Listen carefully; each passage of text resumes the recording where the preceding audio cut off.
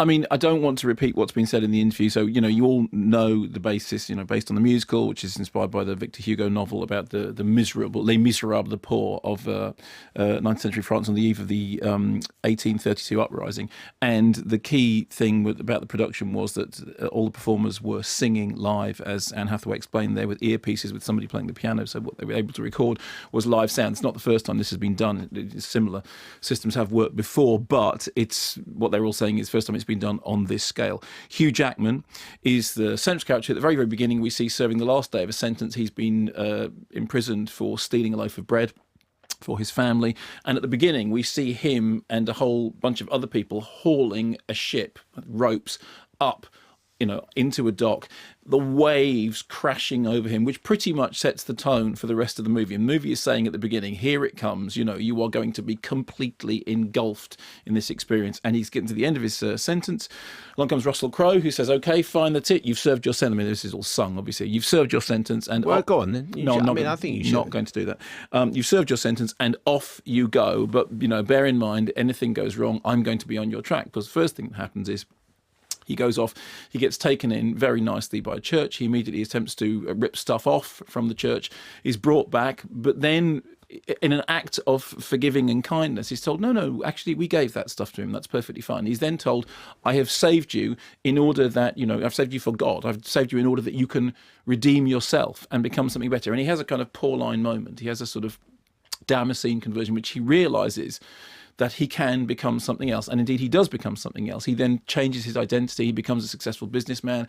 Anne Hathaway's character ends up working in a factory. There's no point in doing the whole, but the general stuff. But all this moves towards the great uprising in which all these various intertwined stories will ultimately come together. Now, the first thing to say about it is Anne Hathaway's performance and her singing is terrific. The second thing to say about it is that Hugh Jackman, we all knew, was a song and dance man. I mean, he's done this stuff on stage. There was no doubting that he would be able to cut it because, he is the guy. Eddie Redmayne, I think, is absolutely terrific. The question was always going to be, Russell Crowe, we know he's an imposing screen presence. Can he sing? Here's Russell and Hugh. Now, prisoner 24601, your time is up and your parole's begun. You know what that means. Yes, means I'm free. No. Follow to the letter your itinerary. This badge of shame, you'll show it till you die. It warns you're a dangerous man. I stole a loaf of bread. My sister's child was closed to death. We were starving. You'll starve again unless you learn the meaning of the law. Know the meaning of those 19 years. A slave of the law. 5 years for what you did. The rest because you tried to run. Yes, 24601. My name is Jean Valjean. And I'm Javert.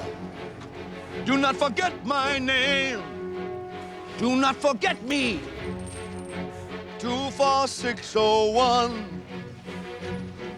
Look down, you'll always be a slave. Look down, you're standing in your grave. Musicals are very odd. No, but just talk. No. Don't. Okay, don't go down that road. Don't go down that road. I hate that. It's the whole Nigel Floyd. People don't sing. Yeah, you know what? People don't fly around in outer space at the moment. People don't travel in time. People aren't werewolves. People aren't vampires. Doesn't make any difference. Okay.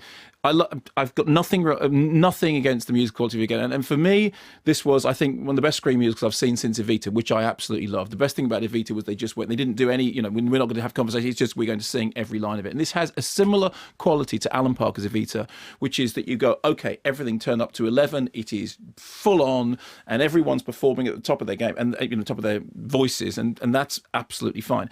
I do think, and it has to be said at the beginning, so let's get it out of the way, there is a problem with Russell Crowe's singing, which is made much worse by the fact that when you stand Russell Crowe next to Hugh Jackman, as I think you heard in that thing, one of them is trying really hard and the other one is doing it because it's born to now. I think he is trying hard. I mean, I don't think that's the worst bit. I mean, I think there are other bits. The honest truth of it is that he can't. He's not up to the vocal role there. And it is immensely to the film's credit that it gets round that problem. It gets around the problem that one of the central characters is not good enough as a singer. You may find they're good enough as a screen presence or the rest of it, whatever, but they don't have the singing chops to do it. And you put them on stage standing next to Hugh Jackman, and it's really, really hard. I mean, that's why I think when they first announced they were doing this, and some of the people who were fans of the musical production were rather sniffy. They said, well, for heaven's sake, it's a musical theatre production. You need to get people who are trained in musical theatre and can do. I mean, I know Russell Crowe sings with, whatever it's called, 30-odd foot of grunts, but that is a rather different business. So there was some sniffiness.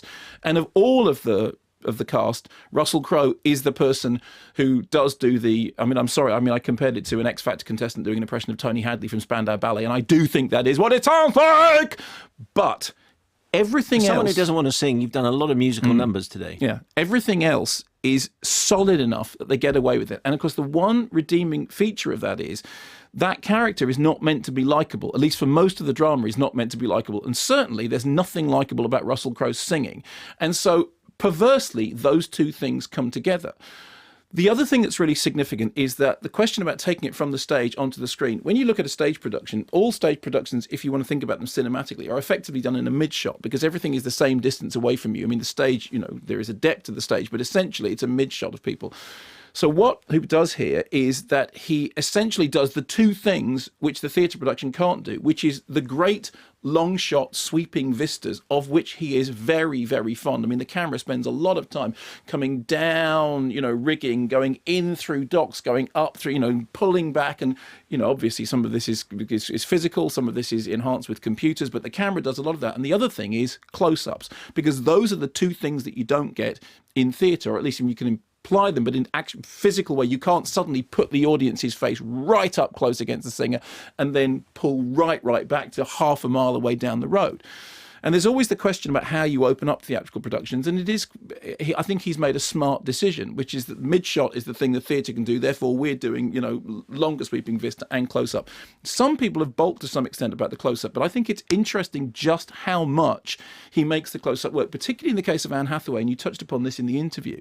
When she's doing The I Dreamed, and it's which, of course, that wasn't, which we heard at the beginning of that clip. That was I know. No, I know. I'm just apologising on your behalf. Thank you. In the same way that I said Emily Wattstone Dingy Bomb.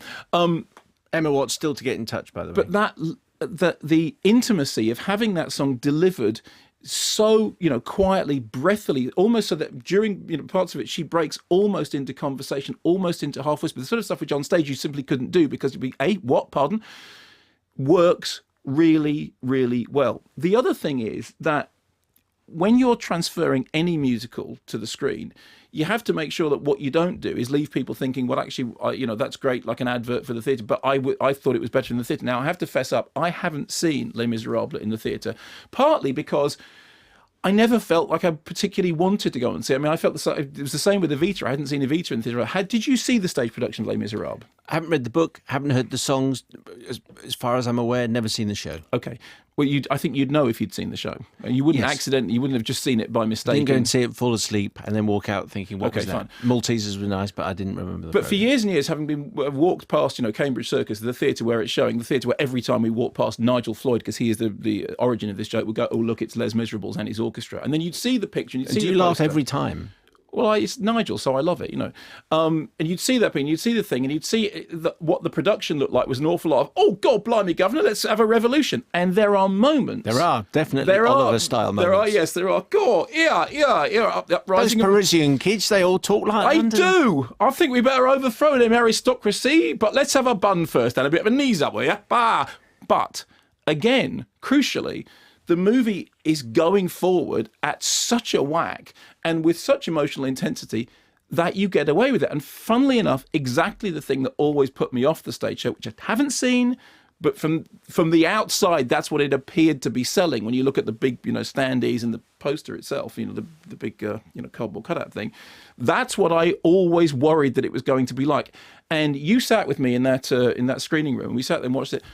I was really enjoying it. I was really moved. I'm absolutely dazzled by Anne Hathaway. I mean, there is everyone and his wife is in the film. When we get to the, master of the house, and we've got Sacha Baron Cohen and Helena Bonham Carter, actually all the attention has been on Sacha Baron Cohen, who does a lot of scene stealing. But if you watch that scene, the person who, for me, is doing the hard work is Helena Bonham Carter. I mean, it's actually, that's the slightly more difficult of those roles to do, particularly when, Sacha Baron Cohen is in such kind of, great big look at me form, which is fine for that performance, but I felt that actually, credit to Helena Bonham Carter for holding all that stuff together, because she is really, she does a really, really good job in that.